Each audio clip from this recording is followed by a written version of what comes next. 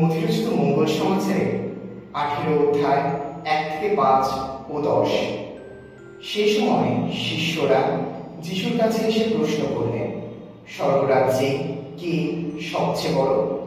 যিশু তখন একটি শিশুকে কাছে ডাকলেন এবং তাকে তাদের সামনে দাঁড় করিয়ে বললেন, আমি তোমাদের সত্যি বলছি, তোমাদের মধ্যে যদি পরিবর্তন না আসে, তোমরা যদি শিশুর মতোই না হয়ে ওঠো, তাহলে তোমরা কিছুতেই স্বর্গরাজ্যে প্রবেশ করতে পারবে না। তাই যে নিজেকে শিশুর মতো নম্র করে, স্বর্গরাজ্যে সেই সবচেয়ে বড়। আর যে কেউ আমার জন্য এর মতো একটি শিশুকে গ্রহণ করে, সে আমাকে গ্রহণ করে।